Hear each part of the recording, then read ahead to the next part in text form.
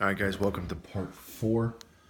I kind of skipped ahead a little bit, and I have the toe links, the tie rods all connected, and I have the upper chassis brace all connected. That's all bolted in. Make sure, very important, you use Loctite. The only two you don't have to use Loctite on are the 2 front bolts because they go into a plastic bulkhead. But the 3 back, make sure you use Loctite on because, again, it's now going into an aluminum bracket. The other one was going into a nylock nut. For part 4, we are going to be installing the rear bulkhead, and then possibly the radio tray and the fuel tank. I'm not sure how much further I'll go with part 4. We'll just go with it and see what comes. But for now, I'm going to move the chassis out of the way, and I'm going to bring the bulkhead over so I can remove the rear shocks and install the rear bulkhead.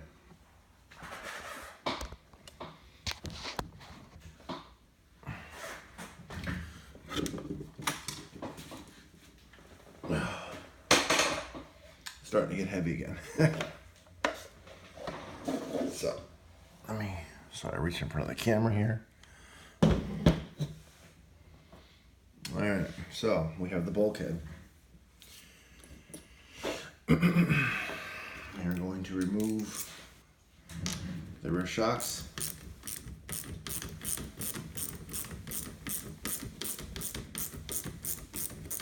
Now, mind you, just like the front, same thing. The black nut on the bottom is traditional thread. The silver nut is reverse thread. So, just works the wise.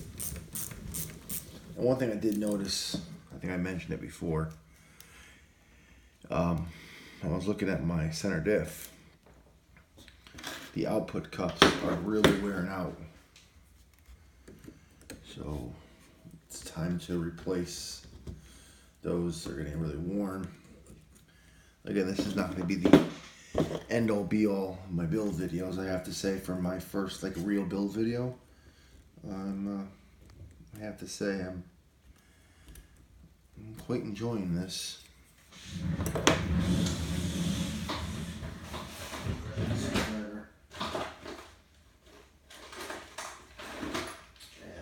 Sure, my screwdriver's downstairs in the garage.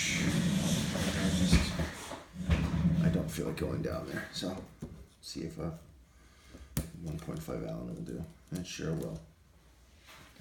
Pull that off. And come on, work with me here.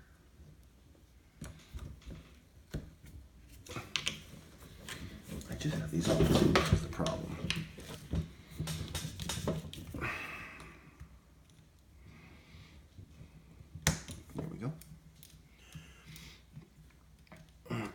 Everything seems to take longer on camera.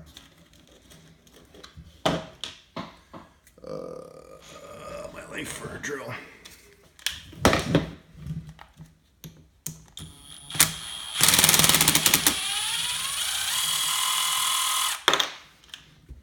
And reverse.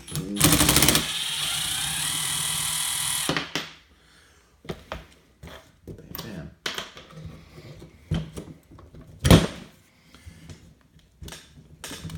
Oh man, this thing is stuck. So just see if we can pop those guys out. No shock.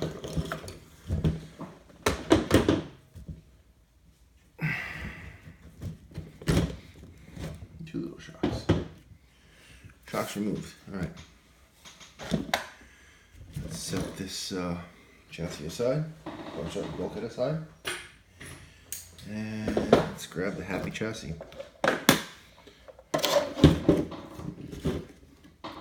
This is my Access RC stand. Very, very expensive stand. Couldn't be doing this job without it. All right. Again, once again, the reason You don't have to take the shocks off to install this, but as explained in the front, it makes it a whole lot easier because you're not going to be fighting the shocks as they're trying to push down on you. It just makes it that much easier.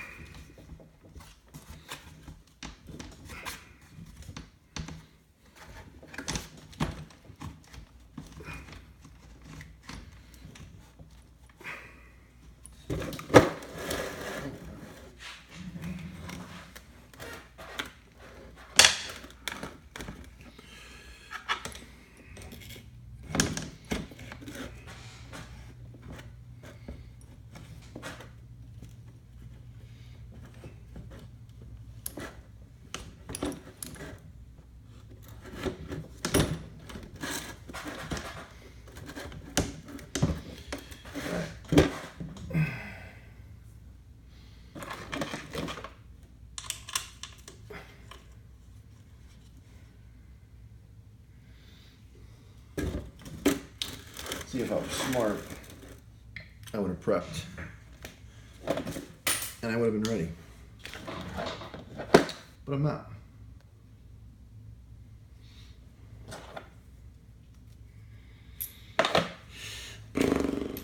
Alright. Unbolt in.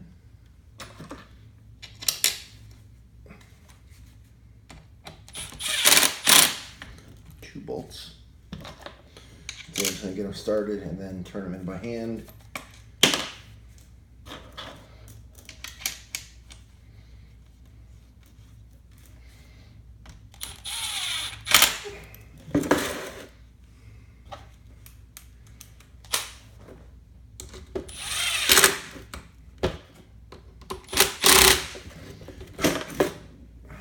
Get my hand tool and turn these guys in by hand.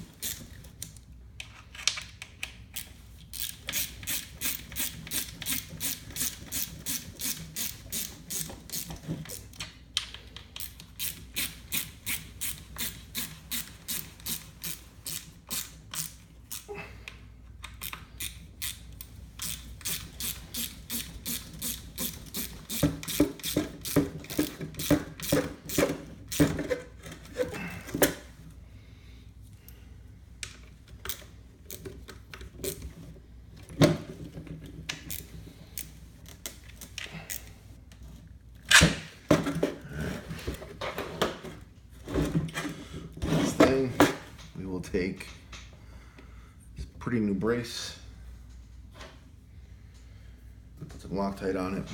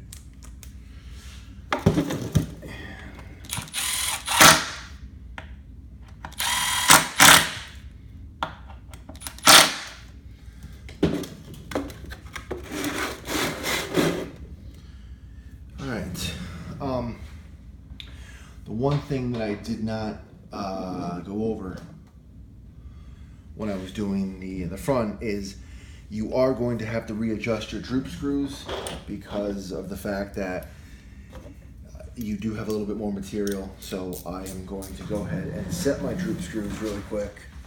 And I found it's easier to set your droop screws without your shocks in. What I like to do is bring my wheel down to full travel. Get that. Actually, make it easier. Fight the sway bar here. Bring them both down to full travel.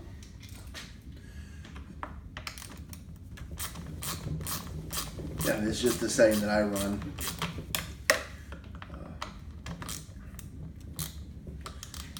So what I do is I go, the screw is flush with the control arm, and then I count one full turn.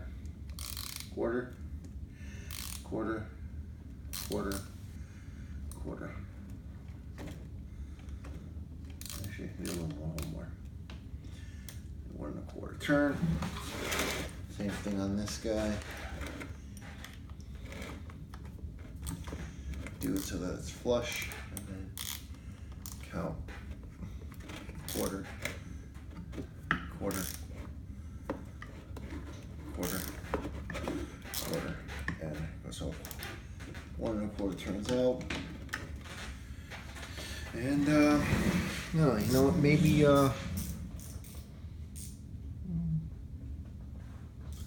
that's what I'll do. Is I will. The last thing I'll do before I end part 4 is I will install my shocks.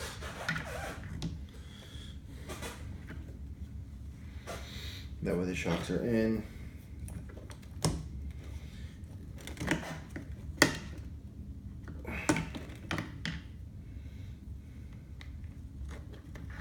And remember, it's tighten it, gotta loosen it.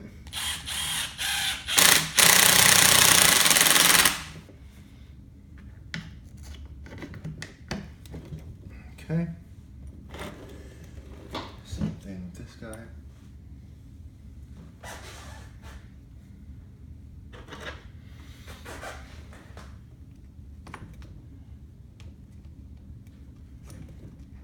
This guy.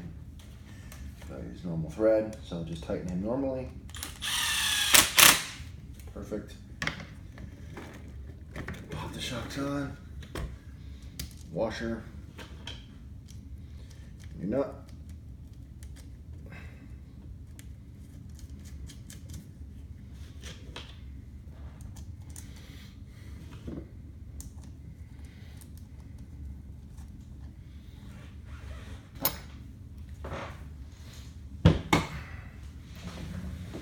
And I guess we can call that finished, but we'll just tighten the top nuts.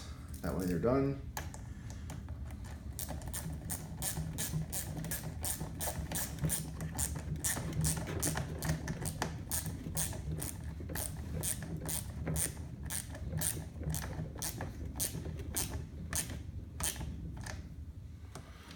Tight.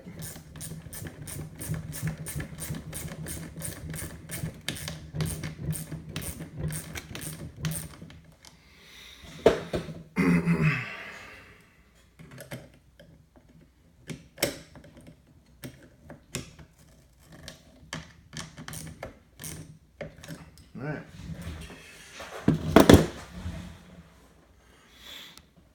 All right, guys. Well, that's pretty much.